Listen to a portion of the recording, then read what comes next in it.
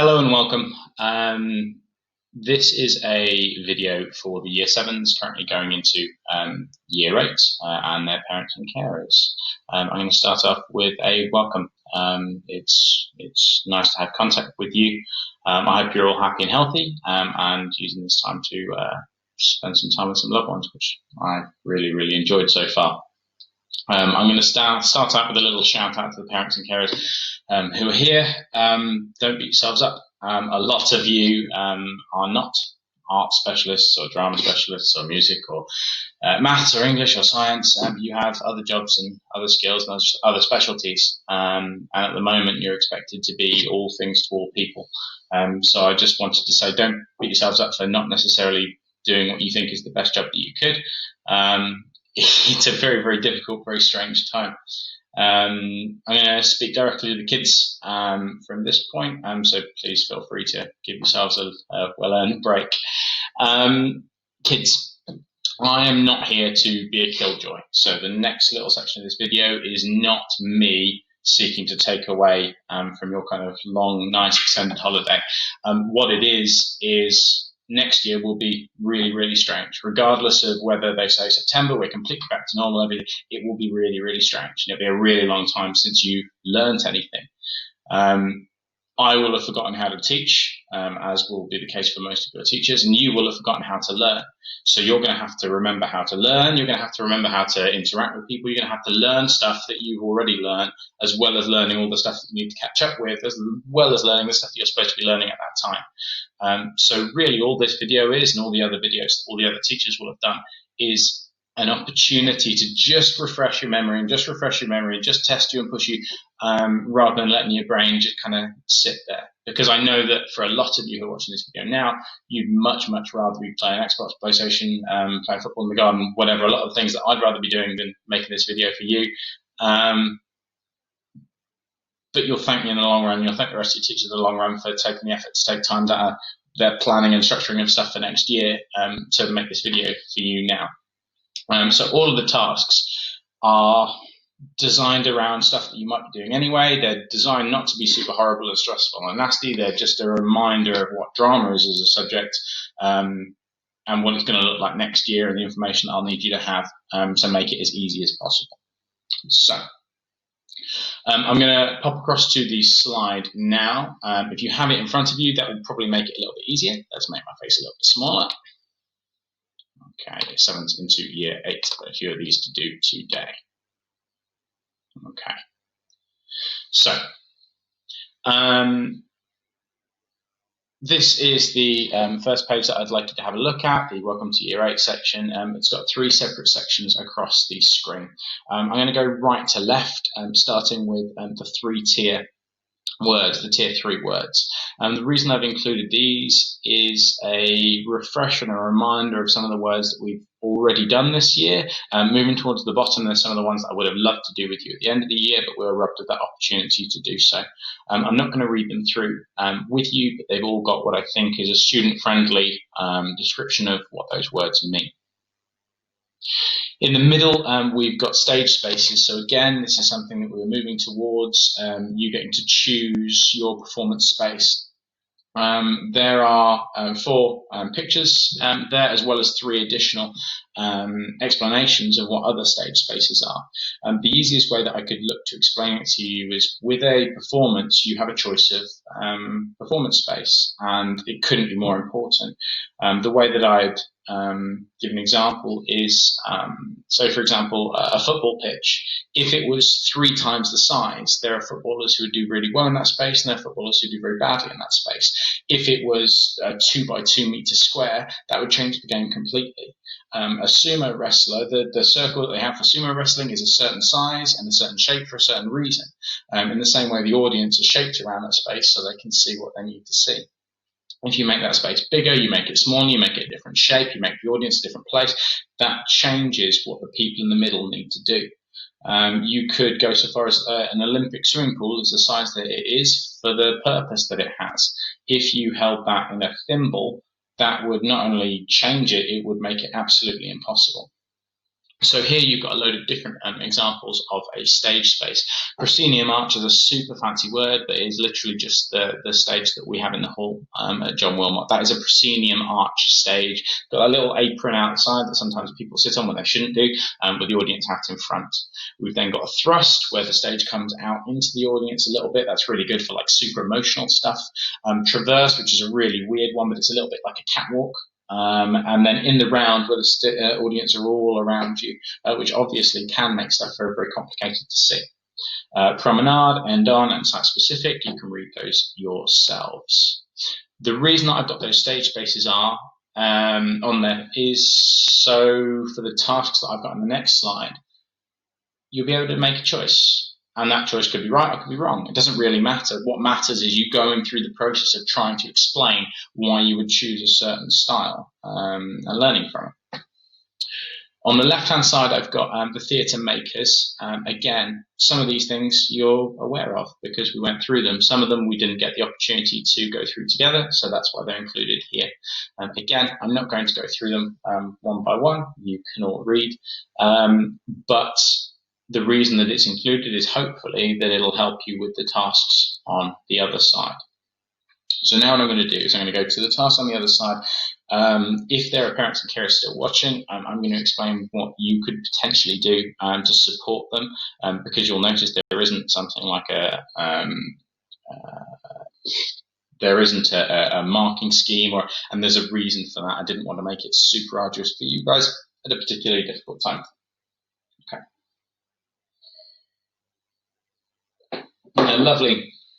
Pretentious way, typical to me. I've gone with Le Petit Theatre, like a little silly menu thing. I've done it in this way to structure around lives that aren't my own, lives that I don't know how long people are going to have to do things, whether they're going to want to spend a solid afternoon doing one subject and a solid afternoon doing another, or they're going to want little tidbits of different things, or whether you need them to sort around family activities. So I'm trying to give you a really broad range of drama activities that can be done. So, starters on the left. For those with a small appetite or looking to grab something on the go, our starter menu has a selection of tasty yet fulfilling tasks to be done on paper. Starting with writing in role. Choose a character you've created or know from a movie or series. The latter's probably going to be easier. Know from a movie or series because it's been a very long time since you've created something in drama with me. Write a short diary entry about the character's thoughts and feelings after a key event. This is something that can structure really well and really easily into you relaxing, having a nice time and watching some TV. The same with an emotion graph, just plotting how somebody's emotion, one particular emotion, changes. So the emotion graph, you might choose to plot anger over an episode of EastEnders for one particular character, and it might go from a 1 in the first scene and then an 8 and then a 7 and then back down to a 4, and just learning to plot where their emotions are can be really interesting. You could do several ones for different emotions for different characters. You could do different characters with one particular emotion. It all explained there on the task. The last one is a little bit of terrible art. If you could draw me a picture of a blank face and then you can label the different ways that it changes. So for example, you can, when you kind of wrinkle your eyebrows in together, it's called like furrowing. So you furrow your brow and it can show like anger, or it can show confusion, or it can show a number of different things. So I want you to label it and tell me what it can show. So that could be how the lips move, how the nostrils move, how the eyes move, how the eyebrows move. When you actually start thinking about it, there are loads and loads of different things, which is why I've got that as a task. Moving on to the middle one, the main task. These tasks will take a bit longer to do. They will take longer if you want to make them really, really good. That's true for all of these. If you wanted to, you could probably knock them all out in 10 minutes each and they'd be maybe passable. Really, it's about pushing yourself without making it a really horrible task, because that's not what I'm trying to do. So the main tasks, I've got design a stage and annotation. Design a stage is choose and draw the type of staging to suit a scene from the fairy tale of your choice, including the key characters, where they would move and why. So kind of like a little top-down, eagle-eye view of Little Red Riding Hood, a particular scene. Maybe it's in the cabin, and you're going to say, okay, well, that's where this character starts, and then they move over there for this reason, and they move over here for this reason. It could look really, really messy, but the more information, the better. Annotation, choose a monologue and write or print it out. And I take that monologue showing the key decisions for posture, gesture, facial expression, movement, or voice that you think would make it effective. Parents and carers, you can take an active role in this. You can say, I've got this really good monologue from this really good film that I really like. This is a really powerful thing, as long as it's age appropriate. Have a look at this, have a look at this film, have a look at this play that I've got, have a look at this book, have a look at this anything that means that they can have a character say something and work out how that character needs to say it. Pudding, a chilled out task which you'll hopefully enjoy. You could use it to follow another task if you still wanted to learn some more.